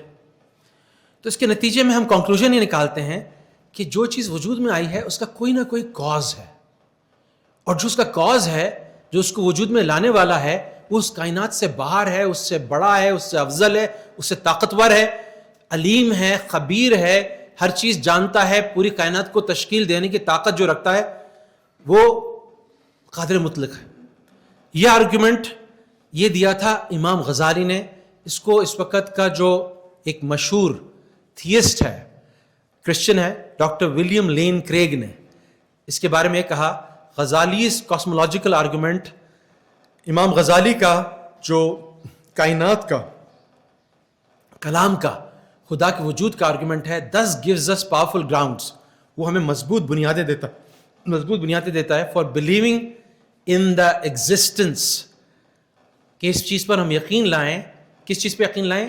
ایسے وجود پر, ایسے خدا کے وجود پر جس کی کوئی ابتدا نہیں ہے, جس کی کوئی علت نہیں ہے, جس کا کوئی کاز نہیں ہے, جو ٹائم لیس ہے, جو ہمیشہ سے ہے, ہمیشہ تک رہے گا, جو اسپیس لیس ہے, اس کو کوئی زمانہ, اس کو کوئی اسپیس قید نہیں کر سکتی, چینج لیس, جس کے اندر تغیر نہیں ہے, امٹیریل, جو مادی نہیں ہے, انارمسلی پاورفل, جس کی کوئی طاقت کی انتہا نہیں ہے, پرسنل کریٹر, ایسا خالق جو کہ جس نے ہم سب کی ذات کو کریٹ کیا آف دا یونیورس. یہ اس کا کنکلوژن ہے, یہ ابھی موجود بھی ہے, ولیم کریگ, لین کریگ, اس کو فالو کریں گے تو بہت سی چیزیں آپ کو مل سکتی ہیں. سو اس نے غزالی کے آرگومنٹ کے بارے میں کہا. اچھا, بڑی مزیدار بات ہے کہ جب غزالی نے آرگومنٹ دیا تھا تو 100 سال پہلے, تقریباً 100 سال پہلے جو وجود تھا وہ ویو آف یونیورس یہ تھا کہ اسٹڈی اسٹیٹ ہے. یونیورس جو ہے نا ہمیشہ سے ہے, اسٹڈی اسٹیٹ ہے اور ہمیشہ رہے گی. اور ایک تقریباً آج سے 100 سال پہلے 1920 کی دہائی میں ایک ڈیبیٹ ہوتی ہے کرٹس اور شاپلی میں, دو اسکالرز ہیں, دو کاسمولوجسٹ میں ڈیبیٹ ہوتی ہے, اور ایک کہتا ہے, اچھا اس وقت جو ہم نے اپنے دوربین سے اور خوردبین سے اور ٹیلیسکوپ سے دیکھا تھا تو دور تک ہمیں جو کائنات نظر آتی تھی وہ صرف ہماری کہکشاں, ہماری گیلیکسی یعنی ملکی وے نظر آتی تھی. یہ 100 سال پہلے کی بات ہے. انسان یہ سمجھتا تھا کہ ہماری کل کائنات جو ہے وہ ملکی وے گیلیکسی ہے, کہکشاں ہے.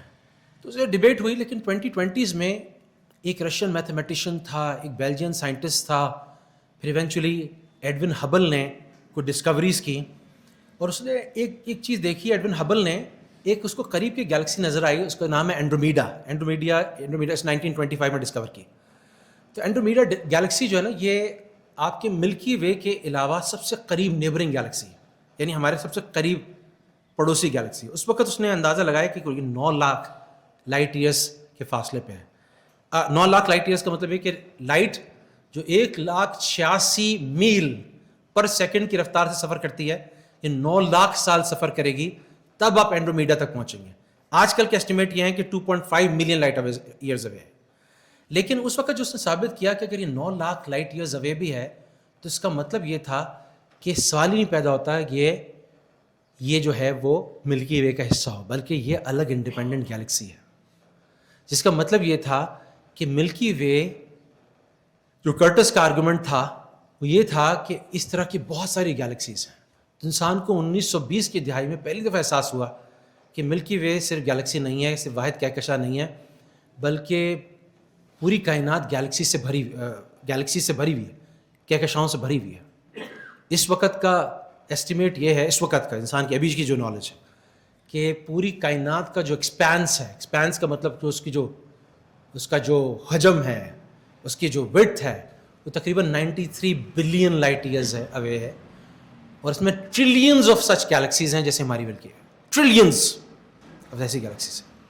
لیکن اس وقت جب یہ پتہ چلا تو دوسری چیز نے ایک نوٹ کی, وہ یہ نوٹ کی کہ جو یہ جتنی بھی گیلیکسیز ہیں ان کے اندر ریڈ شفٹ ہے.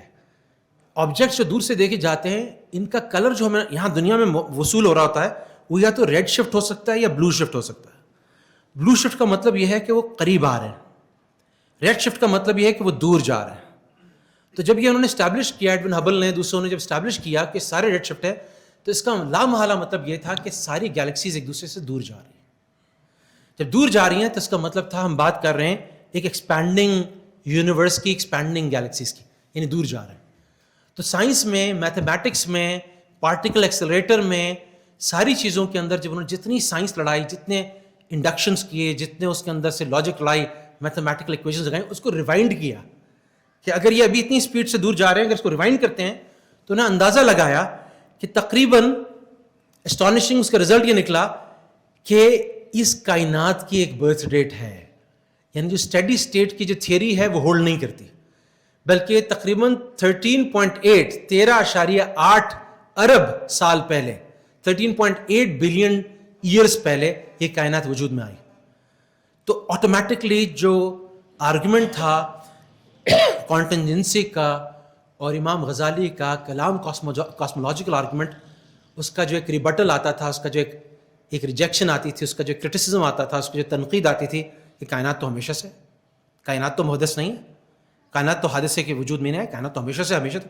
تو اب یہ سائنٹیفکلی پروو ہو گیا کہ کائنات وجود میں آئی ہے, اور نہ صرف کائنات وجود میں آئی ہے بلکہ وہ ایک بگ بینگ سے وجود میں آئی ہے. ایک زوردار دھماکہ تھا, اس سے پہلے انفینٹ ڈینسٹی کا اور بہت چھوٹے والیوم کا, انفینٹلی اسمال والیوم کا, اور انفینٹ میس کا, انفینٹ ڈینسٹی کا ایک چھوٹا سا تھا وہ جس کو پھاڑا گیا, بینگ کے ساتھ الگ کیا گیا, اس سے پوری کائنات وجود میں آئی.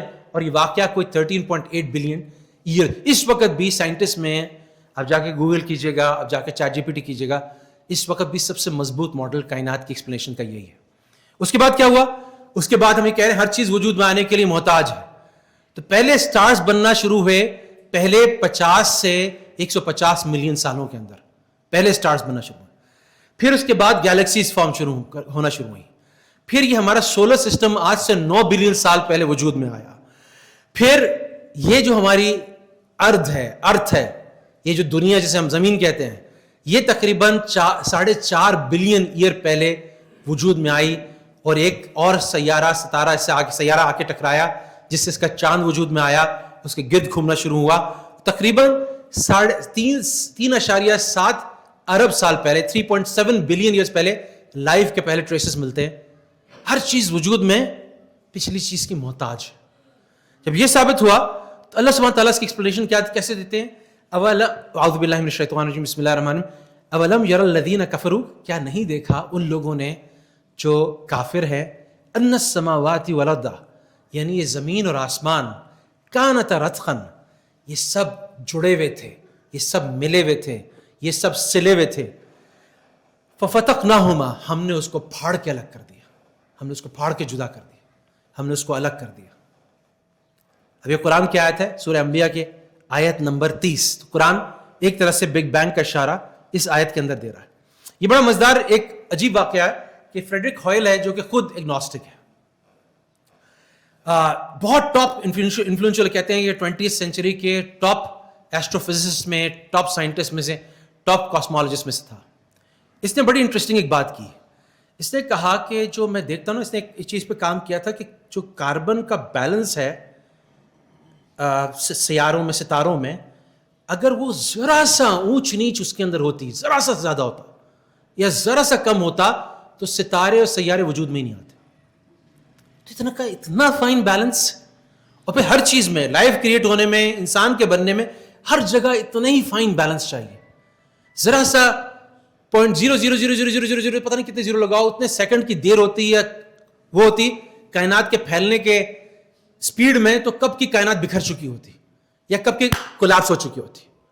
تو وہ یہ کہتا ہے کہ اس بنیاد کے دا چانس کہ سارے اتفاقات, آپ لوگوں نے جس نے پرابیبلٹی اور اسٹیٹسٹکس پڑھا ہے تو آپ کو جوائنٹ پرابیبلٹی کا کانسیپٹ پتا ہے. تو ہر چیز کو ملٹیپلائی کرتے ہیں ہم اگلی چیز کے فریکشن سے, 0.00000. اب 0.00000 کرتے جائیں تو 1 to the power 10 to the power, یہ 1 upon, یعنی مائنس کے درجے, -100, -200, یعنی اتنے زیروز ہمیں لگانے پڑیں گے. The chance that higher life forms, اس کا امکان کہ انسان جیسی چیز, جانوروں جیسی اور پلانٹس جیسی چیز بھی, انسان تو خیر کہ اس کی کیا بات ہے, اس کی جیسی چیز, the chance that higher life forms might have emerged, وہ ایوالو کر جاتی, اس کا ارتقا ہو جاتا, وہ خود بخود نکل آتی in the way جس طرح سے وہ نکلی ہے, is comparable to the chance that, یہ ایسے ہی ہے کہ کوئی کہے کہ ایک جنک یارڈ ہے, ایک کباڑ خانہ ہے, اس سے ایک ٹورنیڈو گزرا اور جب ہم دیکھا کہ جب ٹورنیڈو سے گزرا ہے کباڑ خانے سے تو وہاں وہ 747 جہاز نہیں وہ اس سے نکل کے آ رہا ہے. تو اس کا کیا امکان ہے کہ کباڑ خانے سے ایک طوفان گزرے ہوا کے تیز اور جیسے وہ گزرے ارے کیا ہو گیا بھائی؟ تو یہ ممکن ہے؟ تو یہ سائنسدان وہ کہہ رہا ہے جو خود مسلمان ہے نہ کرسچن ہے, خدا کو مانتا ہی نہیں ہے, وہ یہ کہہ رہا ہے, وہ سائنس کی دنیا سے بول رہا ہے. دوسرا بڑا مزیدار, اس کو شاید آپ جانتے ہو, یہ پچھلی سینچری کا سب سے مشہور ترین یعنی آئنسٹائن وغیرہ کے بعد اگر ہم دیکھا جائے تو اسٹیفن ہاکنگ کی سب سے زیادہ پڑھی جانے والی کتاب سائنس کی کتابوں میں سے بریف ہسٹری آف ٹائم 1988 میں آئی تھی. یہ اس کی کتاب ہے. اس میں لکھتا ہے it would be very difficult to explain, یہ بہت مشکل ہوگا کہ اس کا جواب دیا جا سکے, اس کو ایکسپلین کیا جا سکے, why this universe should have begun in just the way, یہ جس طرح سے کائنات کی ابتدا ہوئی جس طرح سے ہوئی, except as the act of a God who intended to create beings like us, سوائے اس کے کہ ہم ایک خدا پہ انحصار کریں جس نے ہمارے جیسے لوگوں کو کریٹ کیا. اچھا یہ خود اس کی 10 باتوں میں آپ کو ایتھیزم اگنوسٹسزم کی بو آئے گی, لیکن وہ بھی ایک پوائنٹ پہ جا کے مجبور ہے اس بات کو, یہ تو کائنات کے وجود میں لانے کے لیے بات کر رہا ہے. تو یہ سائنٹسٹ یہ سائنٹیفک اینگل سے ایک ایسے خدا کو, ایک سپر انٹلیکٹ کو ماننے پہ مجبور ہیں کہ یہ فزکس, یہ کائنات کی کیمسٹری, اس کی بایولوجی, انسان کا اتنا بیلنس, ایک وہ ڈی این اے کو آپ لے لیں جو آپ کے اندر موجود ہے, اور ڈی این اے کو اگر آپ سورج تک لے جائیں, اتنا بڑا ڈسٹینس ہے, اس کو پتہ نہیں کتنی دفعہ سورج سے وہ واپس آ جائے گا, اتنا ڈی این اے آپ کی جسم میں دوڑ رہا ہے صرف. اب اس کے اندر نشانیاں تو الگ ہیں کہ اللہ تعالیٰ نے فرمایا کہ میں ان کو آفاق میں بھی نشانیاں دکھاؤں گا اور ان کے اندر بھی نشانیاں دکھاؤں گا. اچھا بعض اوقات ہمیں نا بات صرف الزامی کرنی ہوتی ہے, بعض اوقات جواب جو ہوتا ہے نا وہ ہوتا ہے ایک الزامی طریقے سے. تو مجھے اپنے بچپن میں یاد ہے, جس سے مجھے بڑی تسکین ہو گئی تھی, میں تسلی ہو جائے, اس میں کچھ چیزوں کا جواب ہے, کچھ چیزیں اس ڈبیٹ کے باہر ہیں, لیکن بعض اوقات جو ایتھیزم کا جواب ہوتا ہے یا اس کا جواب ہوتا ہے یا دلائل کا جواب ہوتا ہے وہ الزامی جواب سے دیا جاتا ہے. تو بہت ساری جو اسٹریٹجی شمائل صاحب نے یوز کی وہ ایک الزامی طور پہ بھی یوز کی کہ اگر مثال کے طور پہ جب یہ چھیڑ رہے ہیں, یہ بات کر رہے ہیں کہ شر, آخر شر کیوں ہے, تو شمائل ندوی نے کہا کہ شر تو سوال ہی پیدا نہیں ہوتا, شر تو آپ اسی وقت مانیں گے نا جب خدا کو مانیں گے, ورنہ تو آپ کی پریفرنس ہے. شر اور اچھائی وہ تو خدا بتاتا ہے نا, ورنہ تو آپ کی الگ ہے میری الگ ہے. ایک زمانہ تھا کہ وہ بادشاہ تھا ایران کا جو کہتا تھا سب سے اچھا یہ کہ انسان اپنی بہن سے شادی کرے, اس کی ویلیوز یہ تھی کہ کچھ جگہیں جہاں پر انہوں نے خود حوالہ دیا, وہ ایڈہومنم کھیل رہے تھے. ایڈہومنم کا مطلب ہوتا ہے کہ اگلے ایک پارٹی کو گندا کرنا, اس کے دلائل کے جب جواب نہیں بن پڑتا نا تو اس کے کیریکٹر پہ حملہ کرتے ہیں. تو انہوں نے آئسس کا حوالہ دیا کہ آپ بھی فنڈامنٹلسٹ مسلم ہیں اور آئسس بھی فنڈامنٹل مسلم ہے اور ریپ کو جائز سمجھتی ہے. یہ بات انہوں نے کی. ایڈہومنم ایک چیپ اسٹریٹجی ہوتی ہے ڈبیٹس میں کہ جب آپ اگلے کی بات کا جواب نہیں دے دیں تو اس کے کیریکٹر پہ, اس کے کردار پہ حملہ کریں. تو یہ بھی کام کیا. تو اس سب میں بڑا اچھا انہوں نے آگے سے شمائل ندوی نے جواب دیا, دیکھیں آئسس کی بات ہی نہیں ہو رہی, خدا کے وجود سے کوئی کیا کرتا ہے اس دنیا میں, کس کا نام لے کے کرتا ہے, اس سے کوئی تعلق نہیں. یہ بحث زیر بحث ہی نہیں نا. اب واپس ڈبیٹ پہ آئے نا, جو ڈبیٹ ہے اس کا جواب دینا, میری انفینٹ ریگریس والی بات کا جواب دینا. تو انہوں نے بڑا اچھا ڈاج کیا. سو اب ایسی باتوں کا الزامی جواب, یہ انہوں نے کہا کہ جب کسی نے پوچھا آڈینس سے کہ آپ جب یہ کہہ رہے ہیں پرابلم شاید اتنا ظلم ہو رہا ہے فلسطین میں, تو آپ کے دہریے والے نظریے کے اندر, اس پرسپیکٹو کے اندر, اس ورلڈ ویو کے اندر تو اس کا کوئی ریکمپینس بھی نہیں ہے, اس کا تو بدلہ بھی نہیں ہے. جبکہ تھیسٹ ویو میں یعنی خدا موجود ہے, اس ویو میں ایک آخرت ہے جس کے اندر برے کو برائی اور اچھے کو اچھائی مل جائے گی. تو ہمارا جسٹیفائڈ زیادہ ہے, ہمارے پاس اچھا ایکسپلینیشن ہے, آپ کے پاس تو ایکسپلینیشن بھی نہیں ہے. آپ تو یہ کہہ رہے ہیں جاوید اختر صاحب کی بات کو مان لیں تو اس کا مطلب جو فلسطینی بچے مرے وہ بیچارے ان کا خون رائے گا گیا, نہ ان کو بدلہ ملے گا, نہ ان کے ظالموں کو, فرعون کو, ہٹلر کو, کسی کو اس کا بدلہ نہیں ملے گا. تو یہ بات, اب یہ میں بات جو تھوڑی سی ختم کر رہا ہوں وہ اس بات پہ کر رہا ہوں کہ بہت اچھا ڈبیٹس کے اندر الزامی جواب جو ہوتا ہے وہ بہت ایک اہم چیز ہوتی ہے. تو ایک یہ واقعہ بڑا انٹرسٹنگ ہماری روایت میں آتا ہے, کچھ حسن بصری کو ایٹریبیوٹ کرتے ہیں, اور واقعہ تھا کہ ایک اسکیپٹک, ایک دہریہ تو میں نہیں کہوں گا, وہ ایک شک و شبہ جس کے دل میں تھا, جو ڈاؤٹر تھا, وہ ایک بزرگ کے پاس آیا. بعض روایت میں آتا ہے اس سے ملتا جلتا واقعہ حسن بصری کا ملتا ہے. تو اس نے 3 سوال کیے. اس نے کہا کہ یہ خدا ہے تو کہاں ہے, نظر تو آتا نہیں. اچھا to be fair to Javed Akhtar صاحب, انہوں نے یہ بات کہی کہ خدا جو ہے وہ ہم یہ نہیں کہیں گے کہ خدا نظر نہیں آتا، اس بات کو انہوں نے نہیں کہا. ایک بہت سے لوگ یہ کہتے ہیں کہ خدا ہے کہاں، خدا نظر تو آتا نہیں، ہم اس کو کیوں مانیں. دوسرا سوال اس نے کیا کہ اگر تقدیر ہے، ہر چیز کچھ لکھا ہوا ہے، پہلے سے لکھا ہوا ہے، تو پھر یہ گناہ گار کا کیا قصور، اس پہ غصہ کیوں، اس کا کیا قصور. اور تیسرا سوال اس نے کیا کہ شیطان جو ہے وہ آگ سے بنا ہے، آپ کہتے ہیں، تو جب اس کو جہنم میں ڈالا جائے گا، آگ میں ڈالا جائے گا، تو اس کو آگ کیا نقصان پہنچائے گی. تو ان بزرگ نے کیا کیا کہ اس آدمی کو ایک مٹی کا ڈھیلا دے کے مارا، ایسے مارا کہ اس کے سر پہ نہ خون نکلا نہ زخم کا نشان بنا. تو نے کہا تمہارے تینوں سوال کا جواب ہے. وہ بڑا پریشان ہوا، اس نے کہا یہ آپ نے کیا کیا، مجھے تکلیف ہو رہی ہے، آپ نے ظلم کیا مجھ پہ، آپ نے غلط کام کیا. تو نے جواب دیا کہ تم نے کہا کہ تقدیر جو ہے وہ اللہ نے لکھا ہوا ہے، تمہیں مجھ سے کیوں شکوہ ہو رہا ہے، میں نے کیا ظلم کیا، میرا کیا قصور، تمہیں کیوں لگ رہا ہے کہ میں نے اپنے اختیار سے کیا. تم تو کہہ رہے ہو نا کہ خدا نے کیا، خدا نے لکھا ہوا تھا تو میں نے مار دیا، ختم بات. تم مجھ سے ناراض کیوں ہو رہا، مجھ پہ ناراضگی کا کوئی حق نہیں تم کو. ٹھیک ہے، الزامی جواب. دوسرا کہ تم مٹی کے بنے ہوئے اور یہ مٹی کا ڈھیلا ہی میں نے مارا، تمہیں تکلیف ہوئی. اس نے کہا بہت شدید تکلیف ہوئی. تو جب تمہیں مٹی سے بنے ہوئے کہ مٹی سے تکلیف ہو سکتی تو آگ سے بنے ہوئے آگ سے بھی تکلیف ہو سکتی اور ہوگی.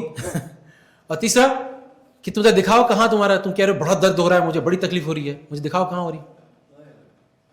تو وہ نظر ہی کچھ نہیں آ رہا تھا. تو اس نے کہا تم مانتے ہو، ابھی تو بہت زور سے مان رہے ہو کہ تکلیف ہو رہی ہے، تو اب اللہ بھی نظر نہیں آتا، اس کا مطلب نہیں کہ نہیں ایگزسٹ کرتا. تو بعض اوقات ہم جو ہے وہ الزامی جواب دیتے ہیں. اور یاد رکھیے گا کہ یہ دہریت، ایتھیزم، کفر جب تک نہیں آ سکتا جب تک کہ کوئی بہت متکبر نہ ہو. اور جو شخص ہدایت کا سالک ہوگا، ہدایت کو چاہتا ہوگا، اس کا طالب ہوگا اور اللہ سے اللہ کو، میں بہت سارے ایسے واقعات آپ کو سنا سکتا ہوں جو میری ملاقات ایسے لوگوں سے ہوئی ہیں جو خدا کو نہیں مانتے تھے، لیکن انہوں نے دعا کی، انہوں نے مانگا کہ اگر تو ہے ہم ماننے کو تیار ہیں، تجھے ہمیں رستہ دکھا دے. اور پھر ایسے لوگوں کو اللہ نے گائیڈ کیا اور ان کو ہدایت دی اور ان کی صحیح طرف رہنمائی کی. اور اس میں آخر میں بات یہی کی جاتی ہے کہ سب کے کہنے کے بعد بات یہ ہے کہ اللہ فرماتے ہیں کہ اللہ تعالیٰ ہدایت صرف اس کے لیے ہے جس کو اللہ چاہے. اور نبی کریم علیہ السلام کے اختیار میں بھی یہ ہدایت کی قدرت اللہ سبحانہ تعالیٰ نے نہیں دی. تو ایک ایسی نایاب چیز ہے کہ جس کو ملی ہے. جب میں تیاری کر رہا تھا تو میرے دل میں بڑی عجیب کیفیات آ رہی تھیں کہ کتنی بڑی اللہ کی نعمت ہے کہ یہ ہدایت. یہ اللہ تعالیٰ کہتے ہیں کہ ایک تمہارا رب ہے جس سے تم رجوع کر سکتے ہو، جس سے مانگ سکتے ہو، جس سے اپنی ہنسی، اپنی برائی، اپنا غم، اپنی خوشی شیئر کر سکتے ہو. ہے تمہیں کتنی زبردست وہ ہر چیز میں وہ دیتا ہے. ٹھیک ہے، جاوید اختر صاحب کا بھی آرگومنٹ تھا کہ انسان ایجاد کر لیا کیونکہ کمزور ہے انسان، اس کو ڈر ہے.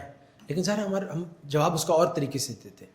لیکن جب ہم تھوڑا سا نیچے جاتے ہیں، جب ہم قرآن پہ جاتے ہیں، قرآن کے معجزوں پہ جاتے ہیں، جب نبی کریم صلی اللہ علیہ وسلم کے معجزوں پہ جاتے ہیں، تو پھر ڈبیٹ ایک نیا رخ اختیار کرتی ہے. پھر اس کے اندر ان چیزوں سے ثابت ہوتا ہے کہ اس وقت دنیا میں سب سے زیادہ تیزی کے ساتھ پھیلنے والا ریلیجن اسلام ہے. آپ یہ سوچیں کہ سائنٹیفک دور میں جب ہر ایک کوئی ڈاؤٹ کر رہا ہے، ہر ایک کوئی ثبوت مانگتا ہے، اور اس میں بھی سب سے زیادہ طبقہ جو مسلمان ہو رہا ہے تیزی کے ساتھ وہ وائٹ ویمن ہے، یعنی ایسی عورت جو گوری ہے، یورپین ہے، امریکن ہے اور عورت ہے. ان کے اندر بہت سی چیزیں، بہت ساری مسلمان ہوئے، ان کے اپنے واقعات ہیں، اور ایک جو ان کے واقعات ہیں اس کے اندر بڑی نشانیاں ہیں. تو اللہ تعالیٰ نے چاروں طرف نشانیاں پھیلائی ہوئی ہیں. سالک کے لیے بہت ساری چیزیں ایسی ہیں.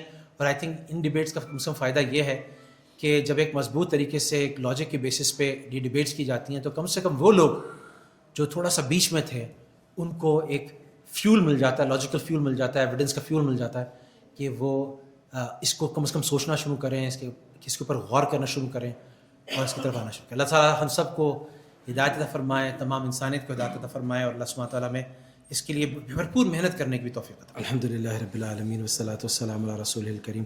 ربنا ظلمنا انفسنا وان لم تغفر لنا وترحمنا لنكونن من الخاسرین. ربنا آتنا في الدنيا حسنة وفي الآخرة حسنة وقنا عذاب النار.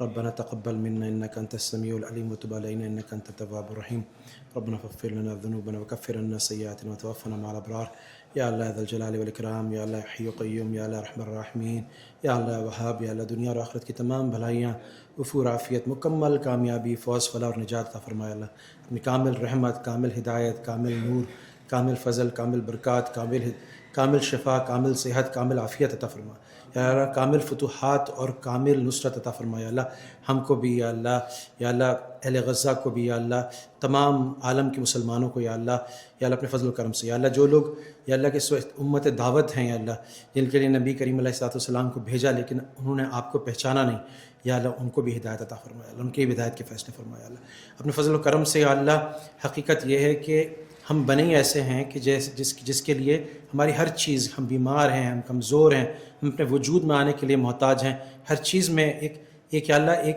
ہستی کے محتاج ہیں جو تو ہے یا اللہ، جو ہمارے بنانے والا ہے، ہمیں شفا دینے والا ہے، جیسے ابراہیم علیہ السلام نے کہا وہی مجھے بھوک میں کھانا کھلاتا ہے، وہی مجھے بیماری میں شفا دیتا ہے، یا اللہ تو ہی وہ ذات ہے، لیکن ہم نے تجھی کو نہیں پہچانا یا اللہ، یا اللہ ہم نے تجھی سے اپنا تعلق نہیں جوڑا یا اللہ، یا اللہ یہ بہت بڑا ظلم ہے یا اللہ، یہ سب سے بڑا ظلم ہے یا اللہ، اس سے یا اللہ انسانیت کو بچلا لے یا اللہ، اس میں انسانی کی تباہی ہے یا اللہ، تو انسانیت کو اس سے پناہ عطا فرما یا اللہ اپنے فضل کرم سے، یا اللہ جس وقت تو نے خیر کے فیصلے فرمائے یا اللہ اور لوگوں میں ایک یہ آگہی، ایک یہ اویئرنیس پیدا ہونے شروع ہوئی، یا اللہ اس کو صحیح رخ پہ لے جائے یا اللہ، تو یہ ہدایت دینے والا، یا اللہ قلوب کو، دلوں کو یا اللہ ہدایت کے لیے نرم کر دے یا اللہ، جو یا اللہ برہان ہے، جو یا اللہ جو حجت ہے یا اللہ، جو ایمان کی ہے، اسلام کی ہے، تیرے وجود کی ہے اللہ، یا اللہ اس کو مضبوط سے مضبوط کرتا چلا جائے اللہ، جو اس کو مخالف دلیلیں ہیں یا اللہ، جو وہ دلیلیں بھی نہیں ہیں اللہ، وہ جھوٹ ہے یا اللہ، وہ بے بنیاد ہے یا اللہ، اس کی کوئی حیثیت نہیں ہے اللہ، اس کی حقیقت دنیا پہ کھول دے اللہ، تمام انسانوں پہ کھول دے اللہ، سب یار تمام لوگوں کو ہدایت عطا فرما اپنے فضل و کرم سے یا اللہ، اس ہدایت کے بغیر ہماری تباہی ہے یا اللہ، تجھے مانے بغیر، تجھ پہ ایمان لائے بغیر، تجھ سے تعلق بنائے بغیر ہماری تباہی ہے یا اللہ، اور جتنا تجھ سے تعلق بنائیں گے اتنی ہماری راحت، چین، سکون، اطمینان اور اتنی ہی ہماری کامیابی، نور، انوارات اور فتوحات ہیں اللہ، بس یا اللہ ہمیں اس پہ اٹھائے اللہ، ہمیں اس پہ قائم کرے اللہ اپنے فضل کرم سے اللہ، جن کی یا اللہ جو لوگ اس کمیونٹی کا حصہ ہیں، جو ہمارے ساتھ تھے یا اللہ، اس دنیا سے چلے گئے یا اللہ، ہمارے اپنے ایسے بزرگ، اپنے خاندان کے لوگ جو اس دنیا سے چلے گئے اللہ، ان کی مکمل مغفرت فرما، ان کو جنت الفردوس میں اعلیٰ مقام عطا فرما یا اللہ فضل کرم سے یا اللہ تمام مسلمین، مومنین، اموات کے ساتھ یا اللہ یہی معاملہ فرما یا اللہ اپنے فضل اپنے کرم سے یا اللہ جو لوگ بیمار ہیں یا کسی کوئی حاجت ہے ان کی یا اللہ، یا کوئی مشکل ہے یا اللہ، تو ہی ہمارا حاجت روا ہے یا اللہ، تو ہی ہمارا مشکل کشا ہے یا اللہ، تو ان حاجات کو پورا کر دے یا اللہ، مشکلات کو رفع کر دے یا اللہ اپنے فضل کرم سے یا اللہ دین کی جتنے مقبول کام دنیا میں ہو رہے ہیں یا اللہ، ان سب کی بھرپور یا اللہ نصرت اور مدد فرمایا اللہ اپنے فضل و کرم سے یا اللہ، ہمیں اس کا حصہ بننے کی توفیق عطا فرمایا اللہ، یا اللہ ہمیں اپنی زندگی جو ہے اپنی مرضیات پہ چلنے کی توفیق عطا فرمایا اللہ ہمیں کامل ایمان، کامل تقوی، کامل اخلاص عطا فرمایا اللہ، کامل اپنے رسول کی محبت اور کامل اپنے رسول صلی اللہ علیہ وسلم کا اتباع نصیب فرمایا اللہ، یا اپنے فضل و کرم سے یا اللہ ہماری دعاؤں کو، خیر کی دعاؤں کو قبول فرما، جو نبی کریم علیہ السلام نے جتنی بھی خیریں مانگی یا اللہ ان میں ہمیں حصہ عطا فرما، وہ ہمیں عطا فرمایا اللہ، جن برائیوں سے پناہ مانگی، جن شرور سے پناہ مانگی اللہ، ان تمام شرور سے پناہ عطا فرمایا اللہ، یہ جو ہمارا پلیٹ فارم ہے القرآن کورسز یا اللہ، اس کے جتنے لوگ ہیں یا اللہ، یعنی الطاف بھائی سمیت جتنے لوگ ہیں اللہ، ان کی زندگیوں میں، ان کی محنتوں میں، ان کے اوقات میں برکت عطا فرمایا اللہ، جو لوگ وقت نکال کے یہاں تشریف لاتے ہیں یا جو آڈینس ہیں یا اللہ اس کو دیکھیں گے اللہ، ان کے لیے بھی اس کو ہدایت کا، خیر کا، رحمت کا سامان بنا، صلی اللہ تعالیٰ علی خیر خلق محمد و آلہ و صحبہ اجمعین برحمتک یا ارحم الراحمین۔